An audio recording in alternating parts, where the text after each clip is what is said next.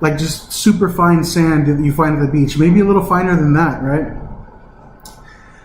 We also have our coarse coffee, right? This is coarsely ground coffee here. This is very thick, more like sea salt, if you can see there. And then in this case, we require a medium fine grind size for this particular one. And I'm going to show you a demonstration of what these grind sizes look like when they're running through the brewer itself. What the grind size does is that grind size can affect the way the water flows through the coffee. So if we have a really fine grind size, it's gonna cake up and it's not gonna let the water flow through as great. If our grind size is too coarse, the water will flow right through. So right now I'm gonna show you a little demonstration of what that looks like for our finely ground coffee. So this is the fine ground coffee that I'm gonna use to demonstrate what it looks like if your grind size is too fine. I'm going to take our little filter here and we're going to apply it. And I'm still here, folks, but I want you to pay attention right here what we have going on. I'm going to pre-wet this filter a little bit just to get rid of a little bit of the paper taste.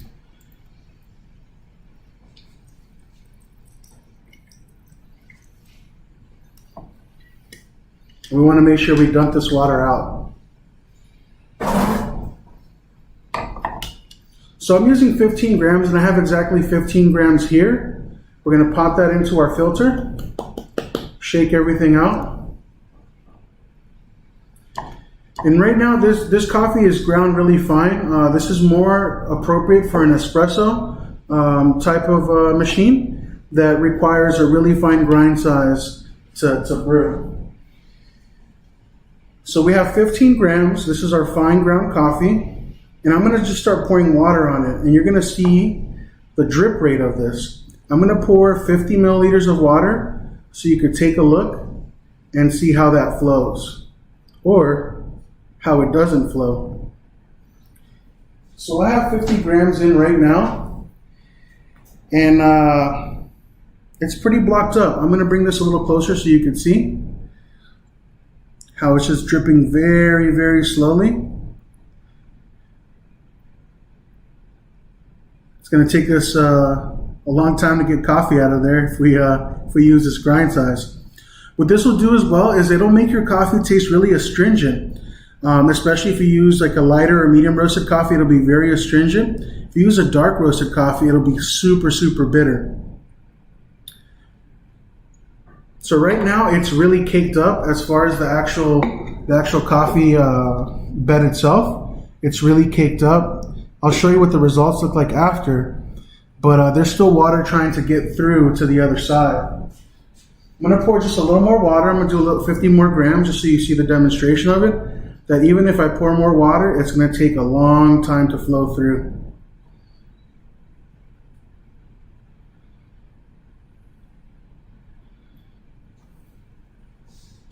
So we have 50 more grams of water in here. I'm going to bring this a little closer.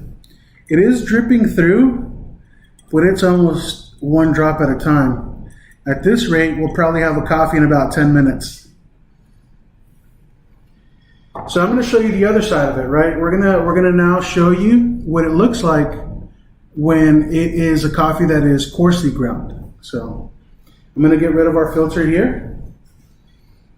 I'm going to get rid of our coffee here. Next time I'll be taking volunteers to taste. So I'm going to put in a new filter. And the water that I'm using today, right now for this demonstration, is filtered water, right? It's odorless, it's colorless. That's what you want, right? And it's of good quality. This is the same water that we use here at Mayorga, and we use it for brewing coffee, tasting coffee, cupping coffee. So it's a really nice filtration system. And there's different types of filtration systems you can get to clean up your water. So we have our filter pre-wet again. We're going to use our coarse ground coffee now to dump that in there. I'll show you what that looks like. So coarse ground coffee is in there now. I'm gonna give it a little shake just to even it all out. And if we did this correctly, the water's gonna flow right through. So here we go, coarse ground coffee, and I'm gonna pour 50 milliliters of water, and that water is just flowing right through. I'm gonna bring this closer while I still can. And you can see there, it's just coming down quickly. A lot quicker than the other guy. So this is gonna result in a coffee that's very diluted. It's not gonna have a lot of contact time with the grounds, and it's gonna make for a really weak cup. Who wants that? I know I don't.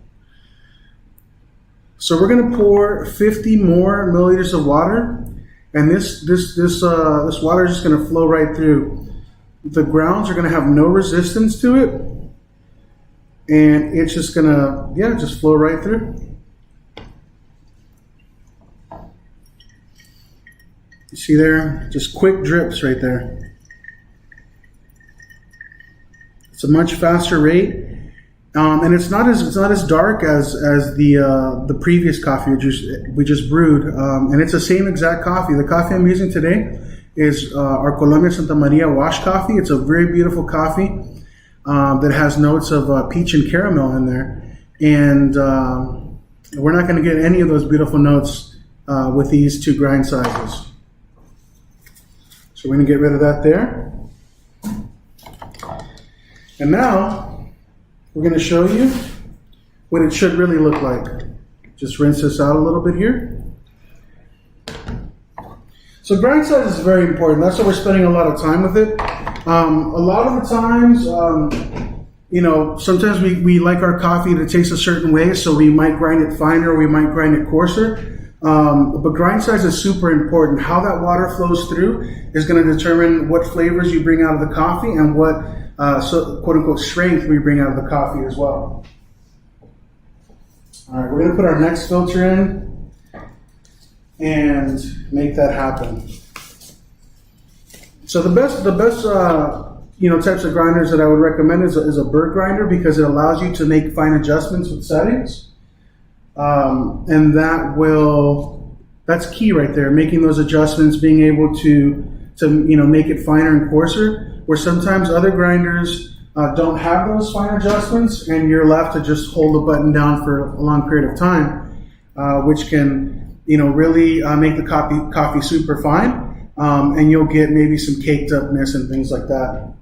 And the point of the fundamentals of brewing is that we want you to brew great coffee at home, right? We want you to have the tools and the knowledge to say, hey, you know what? I understand how it works, and now I'm going to experiment myself. You could brew your coffee any way you want. If you want to do a fine grind, do a fine grind. But our goal is to help you understand what happens when we coarsen it up, when we fine it up, when we use different things, different water temperatures and things like that. So this is going to be our coffee ground just perfectly. This is a medium fine grind size, which is perfect for this here. And there's one other thing we're going to talk about at the same time right now, and that's water distribution. How we distribute this water to the coffee is going to determine also what flavors we pull out of it, right? If we just pour all of our water at once, it'll definitely taste different from us doing intervals and a little bit of water at a time. Typically, we want our coffee to brew anywhere between 2 and 4 minutes. And in this case, we want that 2.5 to 3 minute marker for this particular device, pour over. So the way I'm going to distribute this is going to be in small intervals, right? You flip this down here. So we're going to do these really nice, even intervals. And we're going to see that the drip rate, it's not as fast and it's not as slow. It's that Goldilocks zone that's just right. So we're getting a much faster drip rate there. And this is what we're looking for right here. Now, I'm not going to get geeky and tell you need X amount of drops per second or per minute or what have you, but you'll know the difference. And one thing that I personally enjoy about coffee is experimenting with it, right? Definitely trying it different ways, because this coffee, although it's Colombian, I could brew this coffee, with different water temperature, and it'll pull out different flavors from it as well. I could pour the water all at once, and it might not taste as balanced as if I poured in intervals. But this is what your coffee should look like. This is the drip rate that you should be looking for if you're doing coffee in a device like this. If you're using a French press, a French press typically requires a coarser grind size, and if you decided to make that fine, then it'll filter right through the mesh metal screen, and you might get some sludgy coffee. You'll definitely get some sediment. You might be able to chew your coffee as well, and if it's too coarse, then you're not going to get maybe the right strength you're looking for. So there are some believers that a medium to medium coarse is really good, but try it out, see if it works for you. So this is fixing to be a really great coffee, and you see that the drip rate is really nice. Right now, we've almost poured all of our water out, and we're working with at about 2 minutes and 15 seconds right now. Right now I've got all my water out, and this brew will finish brewing in about 3 minutes, right? And that's a good rate that we're looking for.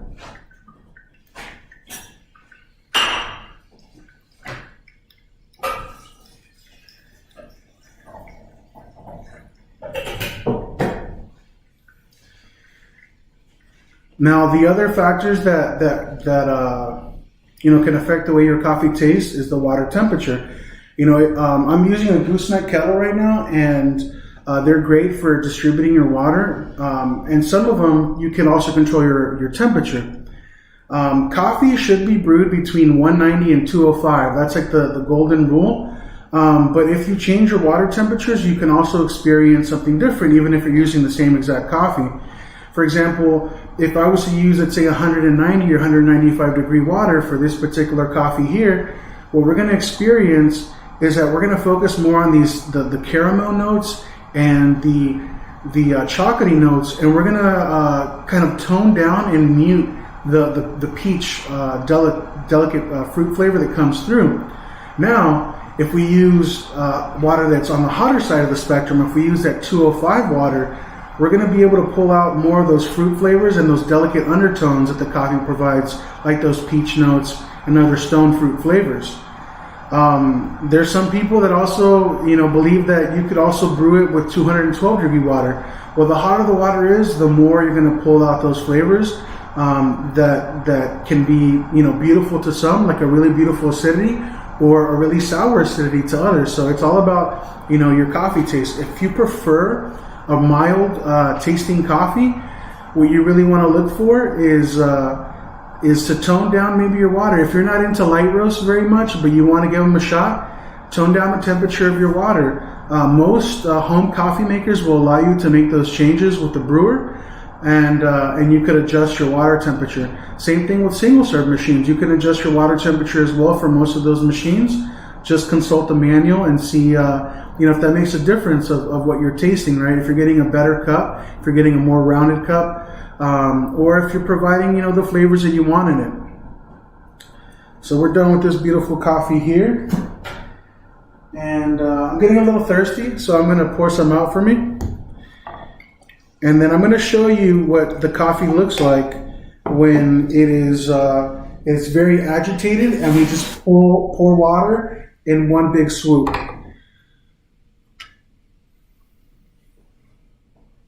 Now, we're not here to judge how you brew your coffee. The best way that you can enjoy your cup is the way that you like it and the way that you make it. We definitely want you to understand what are the factors in making that possible, right?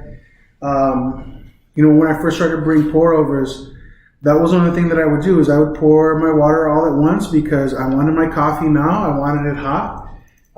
So that was one of the things that I would just pour all my water out. So we have our correct grind size again, that nice medium to fine grind size for a pour over cone. Have a little sip here. That's nice. And we're going to start again here with the pouring, but in this case, I'm just going to pour all my water out at once, no intervals.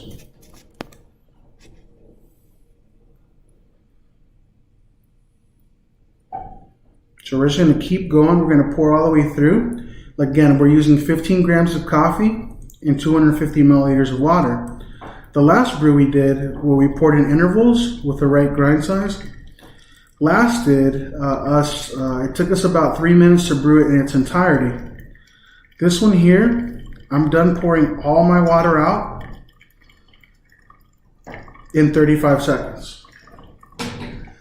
This cup is definitely going to finish brewing a lot quicker, and it's going to result in a different flavor. You know, because the water isn't spending a lot of time with the grounds, it is going to taste different for sure. But I recommend that you experiment with it. See if that's a type of flavor that you like. If you have never done it before, the result is definitely going to be different. You could have the same coffee and try it many different ways, and it'll present itself really uniquely.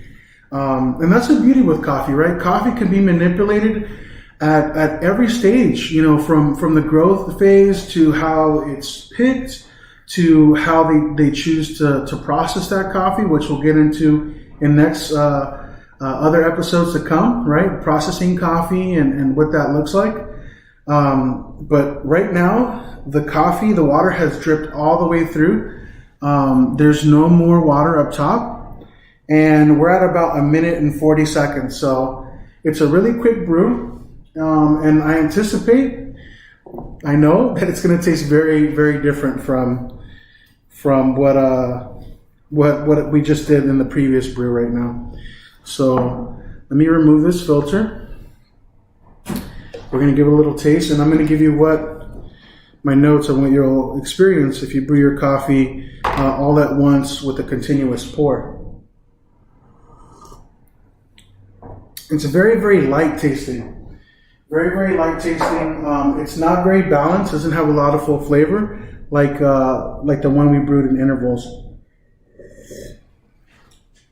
The one in intervals definitely has all the characteristics that we're looking for in this particular coffee. It has, you know, chocolatiness. It has a nice sweet caramel taste to it, and it has those peach notes that we look for in this unique coffee. So those are just some of the factors that it takes to make a really good cup of coffee, right? You should have your recipe, which is your dose, right? How much coffee should I be using? How much water should I be using? In this case, we recommend 15 grams and 250 water if you're just making a standard 8-ounce cup. You know, if you want to make more cups than that, you just double those ratios, right? So 30 grams of coffee, 500 water, and so forth and so forth. So those two grind size is also important. How we grind our coffee is going to determine how the coffee tastes. If the coffee size is too fine, the water is going to fight to get all the way through, and you're going to end up with a cup that is very astringent. If it's too coarse as well, if it's on the opposite side of the spectrum, that water is going to flow right through, and we're going to get a really weak cup. It's going to be really weak and really watery, almost like you diluted it with ice cubes. You know, the other factors is your water has to be clean. You have to, you know, have clean water is a good source. And I would try this at home, right? Try spring water, you know, try your water from the tap, and try filtered water, right? If you have some type of filtration system at home, try those 3 different waters using the same coffee, using the same recipe, and you'll see that you'll get different results. And that's science, right? I'm terrible at science, but I love geeking out about coffee. So that's an experiment to have. The other is with the water agitation, right? You know, how you pour your water is going to change the taste, and it's really beautiful to see, you know, exactly what you like.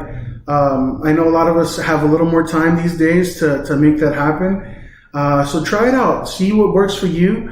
Definitely, you know, leave your comments about how you experience your coffee in the comment section. Like this video and subscribe to our channel. We have more of these great videos coming out, both live and in production. So don't miss out on the next video. Hit the notification bell, subscribe, and you know, we hope that you enjoyed our presentation today of brewing. And just to recap, you know, to go along with water, temperature is also really important. So there's a lot of just important factors on how to make this beautiful coffee. If you enjoyed, drop a comment, drop a like.